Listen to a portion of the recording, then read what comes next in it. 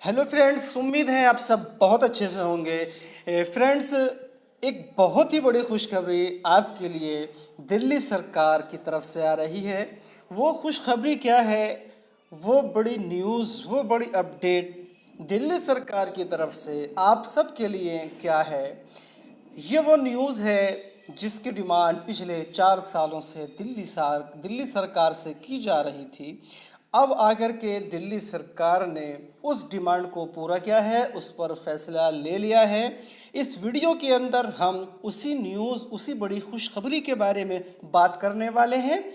तो दोस्तों, इस वीडियो को आगे बढ़ाने से कबल आप सबसे एक छोटी सी रिक्वेस्ट कि अगर आपने अभी तक इस चैनल को सब्सक्राइब नहीं किया है तो जल्दी से चैनल को सब्सक्राइब कर दीजिए और उसके सामने बने बेल आइकन को प्रेस कर दीजिए, जिससे आपको हमारी आने वाली सभी नई और अहम वीडियोस की नोटिफिकेशन वक्त से मिलती रहें। तो फ्रेंड्स, जैसा कि आप यहाँ पर देख रहे हैं कि ये दिल्ली सरकार का राजपत्र है, देख रहे हैं दिल्ली राजपत्र, दिल्ली गजट।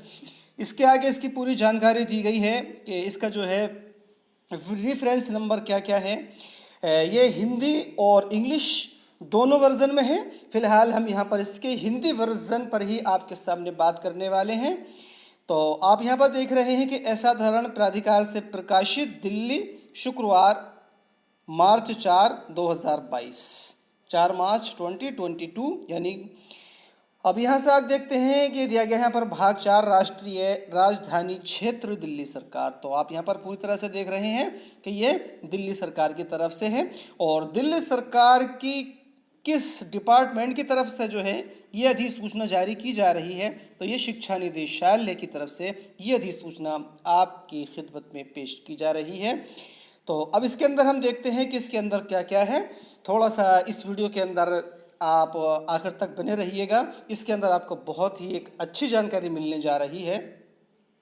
तो यहाँ पर आप देख सकते हैं लिखा गया है कि इसकी जो पूरा रेफरेंस नंबर है यहाँ से ये दिया गया है। और उसके आगे दिया गया है गृह मंत्रालय भारत सरकार की दिनांक 13 जुलाई का प्रयोग करते हुए तथा सहायक अध्यापक प्राथमिक पद से संबंधित सरकार के दिनांक 16 मई 2013 की अधिसूचना संख्या यहाँ पर दी गई है। इसको छोड़ते हुए आगे चलते हैं कि अधिक्रमण में ऐसे अधिक्रमण से पूर्व की गई या की जाने वाली बातों को छोड़कर राष्ट्रीय राजधानी क्षेत्र दिल्ली के उपराज्यपाल संघ लोक सेवा आयोग के पूर्व परामर्श से शिक्षा निदेशालय राष्ट्रीय राजधानी क्षेत्र दिल्ली सरकार में सहायक अध्यापक प्राथमिक के पद की भर्ती पद्धति को विनियमित करे के लिए निम्नलिखित नियम बनाते हैं। अर्थात तो दोस्तों, इसके अंदर जो बात है वो ये है कि यहाँ पर प्राथमिक यानी कि प्राइमरी लेवल के टीचर्स की भर्ती के लिए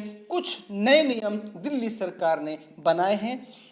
वो नियम क्या है? वो नियम है कि एनसीटीई की गाइडलाइन को फॉलो करते हुए कुछ नए नियम बनाए हैं। इससे पहले भारत सरकार के अधीन या भारत में और दूसरे स्टेट्स जितने भी हैं वो एनसीटीई की गाइडलाइन को फॉलो करते हुए प्राइमरी के अंदर बीएड को शामिल कर चुके थे।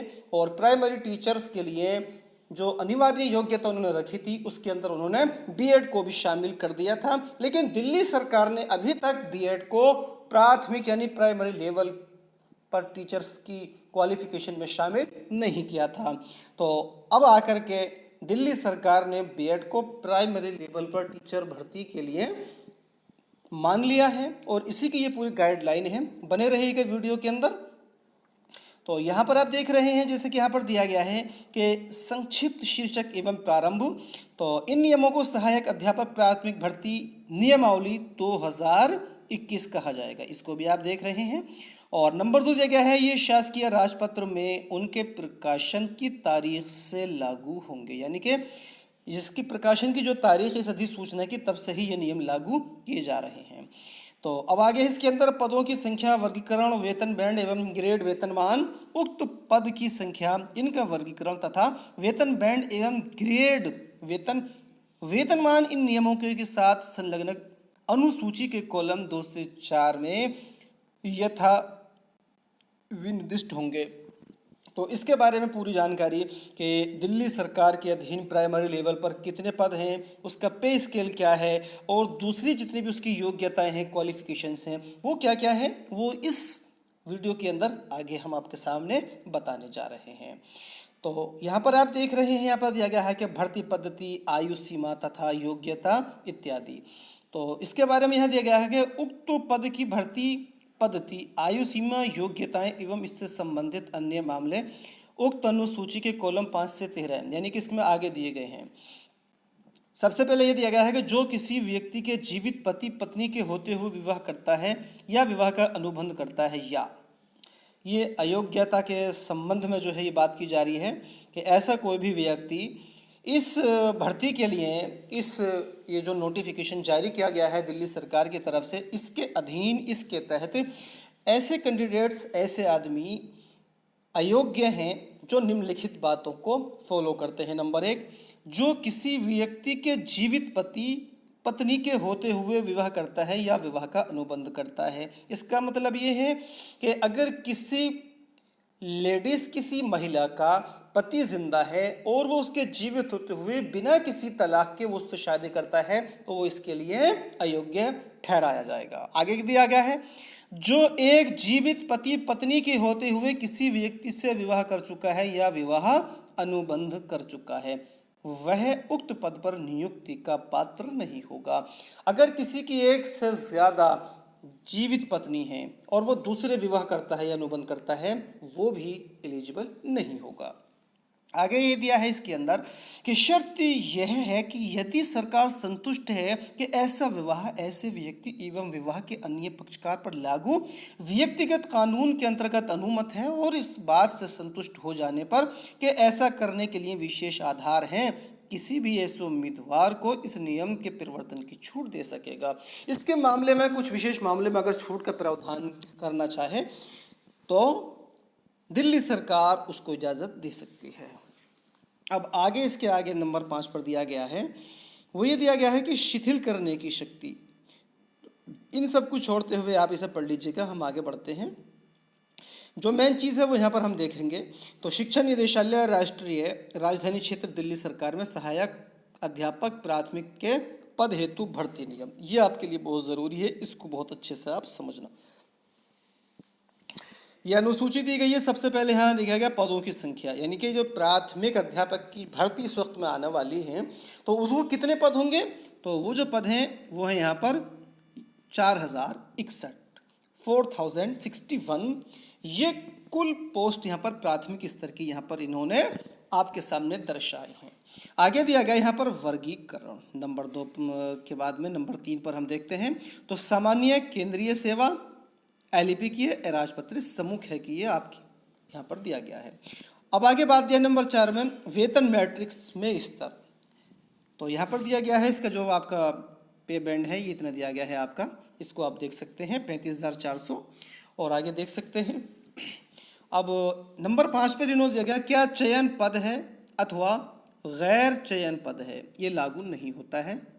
और आगे दिया गया है सीधी भर्ती वाले उम्मीदवारों के लिए आयु सीमा, ये कि अहम पॉइंट है, इसको आप बहुत अच्छे से देखेंगे कि दिल्ली सरकार के अधीन प्राथमिक स्तर यानी प्राइमरी लेवल के टीचर्स के लिए जो आयु है, जो एज लिमिट है मैक्सिमम, वो किस एज तक के यहाँ पर अप्लाई कर सकते हैं वो यहाँ पर दिया गया है। तो क्या दिया गया है, तो इसको देखते हैं, 30 वर्ष से अधिक नहीं होना चाहिए एक जनरल कैंडिडेट के लिए। जो इसके लिए एलिजिबल हैं तो उनकी आयु सीमा, उनकी एज 30 साल से अधिक नहीं होनी चाहिए। लेकिन एक बात यहाँ पर इन्होंने कही है कि केंद्रीय सरकार द्वारा जारी आदेशों या अनुदेशों के अनुसार सरकारी कर्मचारियों के लिए 5 वर्ष तक शिथिल, यानी कि जो दिल्ली सरकार में सरकारी कर्मचारी हैं उनको जो है 5 साल की यहाँ पर छूट दी जाएगी। अब आगे देखते हैं नंबर 7 पर सीधी भर्ती वाले उम्मीदवारों से अपेक्षित शैक्षिक तथा अन्य योग्यताएं। इससे पहले इसके अंदर एक बात और रह गई है आयु सीमा। तो दिल्ली सरकार के अधीन जो ये मैक्सिमम एज लिमिट 30 साल दी गई है जनरल कैंडिडेट के लिए है।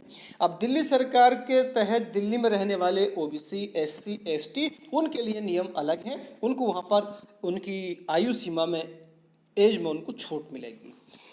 अब यहाँ पर इसकी शैक्षिक योग्यताएं, जो आपकी क्वालिफिकेशन है वो क्या क्या है, इसको यहाँ पर देखते हैं। तो नंबर 1 यहाँ पर दिया गया है, किसी मान्यता प्राप्त बोर्ड से कम 50% अंकों के साथ, यानी 50% मार्क के साथ में जो है सीनियर सेकेंडरी यानी आपकी इंटरमीडिएट 12th क्लास एवं प्राथमिक शिक्षा यानी कि प्राइमरी लेवल के लिए जो कोर्स होते हैं जिसे किसी भी नाम से जाना जाए, जैसे कि बीटीसी है, डीएलएड है, बीएलएड है या जेबीटी है। इसके अलावा और भी कई कोर्स हैं जो कि तकरीबन 2 वर्षीय डिप्लोमा के नाम से भी जाने जाते हैं। और आगे दिया है यहाँ पे अथवा एनसीटीई मान्यता मानक एवं प्रक्रिया विनियम 2002 के अनुसरण में किसी मान्यता प्राप्त बोर्ड से कम 45% अंकों के साथ सीनियर सेकेंडरी एवं प्राथमिक शिक्षा जिसे किसी भी नाम से जाना जाए 2 वर्षीय डिप्लोमा। यहाँ पर 2 वर्षीय डिप्लोमा से मतलब वही है कि आपका बीटीसी, आपका डीएलएड, बीएलएड, ईटीसी। और आगे दिया गया है यहाँ पर कम से कम 50% अंकों के साथ सीनियर सेकेंडरी एवं प्राथमिक शिक्षा में 4 वर्षीय स्नातक BELED। अथवा आगे देखते हैं और क्या दिया है, किसी मान्यता प्राप्त बोर्ड से कम 50% अंकों के साथ यानी 50% मार्क के साथ में सीनियर सेकेंडरी यानी कि 12th क्लास यानी इंटरमीडिएट एवं शिक्षा विशेष में 2 वर्षीय डिप्लोमा। 2 वर्षीय डिप्लोमा वही है जो भी हमने आपको बताया है। आगे अथवा में दिया है, किसी मान्यता प्राप्त बोर्ड से स्नातक एवं प्राथमिकी शिक्षा जिसे किसी भी नाम से जाना जाए में 2 वर्षीय डिप्लोमा अथवा कम से कम 50% अंकों के साथ स्नातक एवं शिक्षा स्नातक यानी कि BAEd। ये यहाँ पर अब नियम थोड़े से बदलते हैं, इसको भी ध्यान दीजिएगा। यहाँ पर कम से कम 50% मार्क के साथ आपका क्या होना चाहिए, ग्रेजुएशन होना चाहिए। सपोज कीजिए अगर आपका इंटरमीडिएट जो अब से पहले इन्होंने ये दिया था कि 50% के साथ में आपका इंटरमीडिएट या सीनियर सेकेंडरी होना चाहिए, आपका 50% से कम इंटरमीडिएट है और आपने 50% या इससे ज़्यादा से आपने ग्रेजुएशन किया है और आपने उसके बाद में बीएड या इसके अलावा और कुछ किया है, तो आप यहाँ पर दिल्ली सरकार के अधीन प्राथमिक स्तर के टीचर के लिए आप अप्लाई कर सकते हैं। आगे यहाँ पर दिया गया है नंबर 2 पर, केंद्रीय सेकेंडरी शिक्षा बोर्ड CBSE द्वारा आयोजित केंद्रीय शिक्षक पात्रता परीक्षा CTET होती। तो यहाँ पर आपको CTET का पास करना, CTET क्वालिफाई होना बिल्कुल ज़रूरी है। बिना CTET के भी आप यहाँ पर अप्लाई नहीं कर पाएंगे। ये जो ऊपर जितनी भी यहाँ पर क्वालिफिकेशन बताई गई हैं, इसके अलावा आपको प्राथमिक स्तर का CTET पास करना भी ज़रूरी है। CTET का पास आउट सर्टिफिकेट आपके पास होना चाहिए। आगे दिया गया है, सेकेंडरी स्तर पर हिंदी या उर्दू या पंजाबी या इंग्लिश, इसको नोट कीजिएगा। सेकेंडरी स्तर यानी कि 10th क्लास में आपके पास में हिंदी, उर्दू, पंजाबी, इंग्लिश एक विषय में उत्तीर्ण होना चाहिए। आपके पास हाई स्कूल में इनमें से एक सब्जेक्ट लाजमी तौर पर होना चाहिए का। अब याद रखने का, यहाँ पर अगर आपके पास में 50% मार्क्स के साथ में इंटरमीडिएट नहीं है, आपके इंटरमीडिएट में नंबर कम है लेकिन आपके पास ग्रेजुएशन में 50% या उससे ज़्यादा मार्क्स हैं और आप BEd रखते हैं और आपके पास प्राथमिक स्तर का CTET भी है, तब भी आप दिल्ली सरकार के अधीन प्राइमरी लेवल के टीचर्स के लिए अप्लाई कर सकते हैं। अब यहाँ पर आगे दिया गया है, इसको देखते हैं यहाँ पर क्या है। टिप 1, आरक्षित श्रेणियों यथा अनुसूचित जाति, अनुसूचित जनजाति, अन्य पिछड़ा वर्ग, दिव्यांग से संबंधित अभ्यर्थियों के अर्हता अंकों में 5% तक की छूट अनुमत होगी। इसे नोट कीजिएगा अगर आप इस कैटेगरी के अंदर आते हैं। आगे दिया गया है कि अन्यथा सुयोग्य उम्मीदवारों के मामले में कारणों को लिखित में अभिलेखबद्ध करते हुए योग्यता सक्षम प्राधिकारी के विवेक पर शिथिलनीय है। और आगे दिया गया है, जिस व्यक्ति ने किसी भी NCTE मान्यता प्राप्त संस्थान से शिक्षा स्नातक की योग्यता प्राप्त की है, वे कक्षा 1 से 5 तक के शिक्षक के रूप में नियुक्ति के लिए विचारणीय होंगे। दोस्तों इस पॉइंट को आप नोट कीजिएगा, यही बदलाव है जो इस गज़ट के माध्यम से किया गया है। यानी कि अगर आप ग्रेजुएशन के साथ साथ आपने बीएड भी किया हुआ है, अब आप दिल्ली सरकार के अधीन पढ़ाने के लिए प्राथमिक स्तर पर आप एलिजिबल हैं। इससे पहले ये नहीं था। और अभी तक जितने भी योग्यताएं यहाँ पर इन्होंने प्रस्तुत की थी उसमें बीएड नहीं था। तो ख़ास तौर से इस गज़ट के अंदर आपको यही बताना था कि जो यहाँ पर इन्होंने दिया है कि आपने बीएड किया है और आपके पास 50% मार्क्स के साथ में ग्रेजुएशन है, तब आप दिल्ली सरकार के अधीन प्राथमिक यानी प्राइमरी लेवल के अध्यापक के रूप में पढ़ाने के लिए आप योग्यता रखते हैं। इसको दोबारा से देखते हैं। जिस व्यक्ति ने किसी भी एनसीटीई से मान्यता प्राप्त संस्थान से शिक्षा स्नातक यानी कि बीएड किया है, वो कक्षा 1 से 5 तक शिक्षक के रूप में नियुक्ति के लिए विचारणीय होंगे, बशर्ते कि शिक्षक के रूप में नियुक्त व्यक्ति को प्राथमिक शिक्षक के रूप में ऐसी नियुक्ति के 2 वर्ष के भीतर एनसीटीई द्वारा मान्यता प्राप्त प्राथमिक शिक्षा के 6 माह के ब्रिज कोर्स करना होगा। जब आप दिल्ली सरकार के अधीन प्राथमिक स्तर पर पढ़ाने के लिए आप कामयाब हो जाएंगे, आपका सिलेक्शन हो जाएगा, उसके बाद आपको 2 साल के अंदर 6 मंथ का जो है ब्रिज कोर्स करना अनिवार्य होगा, ये याद रखना। इसके अलावा और जी बातें यहाँ पर दी गई हैं, आप देख सकते हैं कि और कौन कौन सी बातें हैं वो देख लीजिएगा। ये सब दिया गया है। इनको जो इस पूरे नोटिफिकेशन को, इस पूरे गज़ट को हम अपने टेलीग्राम ग्रुप और व्हाट्सएप ग्रुप पर अपलोड कर देंगे, वहाँ से आप इसको डाउनलोड करके और आप इसके बारे में अच्छे से जान सकते हैं। तो दोस्तों यहाँ पर आप देख सकते हैं, यहाँ पर अभी इसका इंग्लिश वर्जन शुरू होता है। ये इसका इंग्लिश वर्जन आपके सामने है, देख सकते हैं। इस पूरे गज़ट को टेलीग्राम ग्रुप और व्हाट्सएप ग्रुप पर अपलोड कर देंगे, आप वहाँ से जुड़ करके इनको डाउनलोड कर सकते हैं। ये सब वही है जो इसके बारे में अभी हमने बात की है, ये सब आप यहाँ पर इसको देख सकते हैं। तो दोस्तों अगर ये वीडियो अच्छी लगी हो तो लाइक कीजिए और शेयर कीजिएगा, और इसी तरह की दूसरी अपडेट्स पाने के लिए हमारे चैनल को सब्सक्राइब कीजिए। दोस्तों एक बात और यहाँ पर आपसे कहनी थी कि अगर आप DSSB TGT PGT RPSC assistant professor RPSC second grade और UPPSC government degree college assistant professor, UPPSC JS lecturer, UPPSC LT grade teacher, UPHSC assistant professor, UPTGT और PGT की तैयारी उर्दू सब्जेक्ट के साथ कर रहे हैं और आप आने वाले वक्त में एक अच्छी कामयाबी हासिल करना चाहते हैं, तो आप हमारे इस चैनल को ज़रूर सब्सक्राइब करें और इस चैनल के साथ जुड़ करके अपनी तैयारी को मज़ीद बेहतर बनाते हुए एक बेहतरीन कामयाबी अपने आने वाले एग्ज़ाम के अंदर आप कीजिएगा। जब आप हमारे चैनल से जुड़ेंगे और आप यहाँ पर दी गई, यहाँ पर अपलोड की गई वीडियो को आप देखेंगे, वो आपको काफ़ी हेल्पफुल साबित होंगी। तो दोस्तों ये सब यहाँ पर आप देख रहे हैं, ये यहाँ पर इसका इंग्लिश वर्जन चल रहा है, तो इसको Telegram group, WhatsApp group upload कर देंगे।